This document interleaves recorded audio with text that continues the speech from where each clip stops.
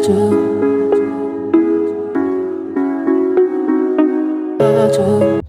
sebelum lanjut ke videonya, mari kita kenalin apa itu perilaku menyimpang. Yuk, simak videonya. Dalam Kamus Besar Bahasa Indonesia, perilaku menyimpang dapat diartikan sebagai tingkah laku, perubahan, tindakan seseorang terhadap lingkungan yang bertentangan dengan norma-norma dan hukum yang berlaku di masyarakat. Dalam kehidupan bermasyarakat, semua tindakan manusia itu dibatasi oleh aturan untuk berbuat dan berperilaku sesuai dengan sesuatu yang dianggap baik oleh masyarakat. Penyimpangan terhadap norma-norma dan nilai-nilai itu semakin memprihatinkan. Secara sosiologis, remaja memang pada umumnya memang sangat rentan terhadap pengaruh-pengaruh eksternal karena proses pencarian jati diri mereka mudah sekali terombang-ambing. Mereka masih merasa sulit untuk menentukan siapa tokoh panutannya. Mereka juga mudah sekali terpengaruh oleh gaya hidup masyarakat di sekitarnya sebab kondisi kejiwaannya masih memang sangat labil. Oleh karena itu, remaja gampang sekali terpengaruh oleh keadaan lingkungan sehingga berdampak pada kepribadian remaja. Kondisi remaja saat ini semakin memprihatinkan dalam berbagai dimensi kehidupan. Seringkali kita dapat menyaksikan baik melalui media televisi, majalah, sosial media, dan media lainnya mengenai tindakan-tindakan penyimpangan yang dilakukan oleh para remaja.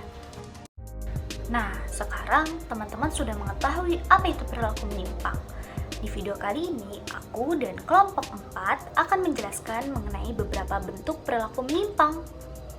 Yuk, simak videonya lagi. Perilaku penyimpangan yang pertama adalah perjudian. Perjudian merupakan suatu kegiatan atau permainan yang dilakukan oleh masyarakat di hampir semua negara yang masih populer dan terus berkembang hingga saat ini.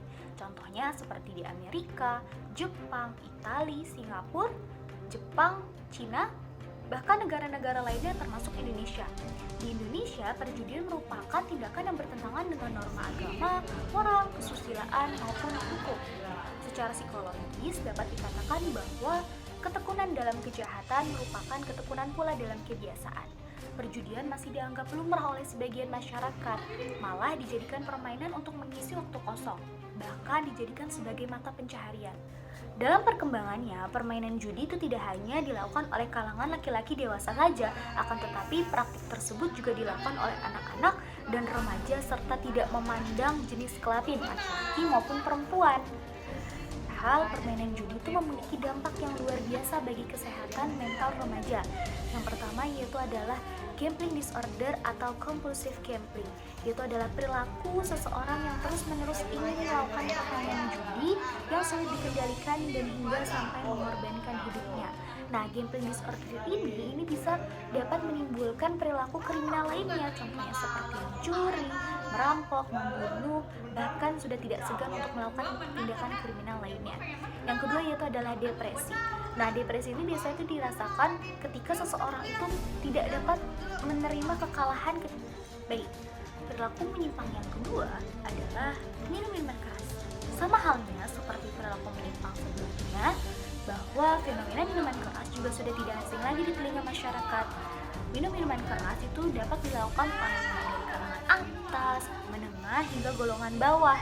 Minuman-minuman keras itu mudah sekali didapatkan sekarang karena sudah banyak sekali yang menjual seperti di pinggir jalan atau di warung-warung tertentu. Padahal itu merupakan ilegal. Di sejumlah negara, minuman keras itu dibatasi dalam penjualannya. Hanya orang tertentu saja yang bisa meminumnya. Karena Indonesia merupakan negara yang mayoritas adalah umatnya adalah seorang muslim. Di dalam agama Islam, minum minuman keras itu sangat dilarang oleh agama. Namun, melihat kenyataannya, banyak remaja yang melakukan perilaku menyimpang tersebut. Nah, dalam ajaran agama Islam, hal itu dikatakan bahwa seorang remaja itu lemah akhlaknya. Mereka mempunyai akhlak yang kurang, serta nilai serta norma yang berlaku pada dirinya. Nah, apa sih faktornya orang mengonsumsi minuman keras? Jadi ada 3 faktor kenapa orang mengonsumsi alkohol. Yang pertama yaitu adalah faktor psikologis. Bisa jadi seseorang dalam keadaan yang depresi, stres, frustasi, sedang banyak pikiran, dan sulit dalam beradaptasi. Nah, itu menyebabkan seseorang mulai minum minuman keras. Yang kedua yaitu adalah faktor sosial, yaitu dorongan dari orang lain. atau ketersediaannya minuman alkohol di sekitar lingkungannya mereka. Yang ketiga yaitu adalah faktor lingkungan. Bisa jadi seseorang yang kecanduan beralkohol itu awal mulanya mereka berada di lingkungan yang menormalisasi minum minuman keras. Jadi dia berada di lingkungan yang mengatakan bahwa nggak apa-apa loh minum minuman keras. Baik, perilaku menyimpang selanjutnya yaitu adalah laki-laki menyerupai seorang perempuan. Dalam psikologi klinis, perilaku tersebut dinamakan sebagai cross hijaber atau berasal dari kata cross dressing yang berarti adalah aksi menggunakan pakaian yang tidak sesuai dengan jenis kelamin yang dibawa sejak lahir. Perilaku tersebut merupakan salah satu jenis dari perilaku menyimpang. Perilaku tersebut dalam istilah medis dikenal dengan sebutan transvestisme, yaitu perilaku yang seringkali dianggap sebagai suatu penyimpangan yang merupakan gangguan kejiwaan karena adanya keinginan dari seorang laki-laki atau seorang perempuan yang mengenakan pakaian yang biasanya digunakan oleh jenis kelamin sebaliknya. Perilaku dari cross-dressing berawal dari riwayat seseorang yang tidak merasa nyaman dengan identitas seksual yang dimilikinya.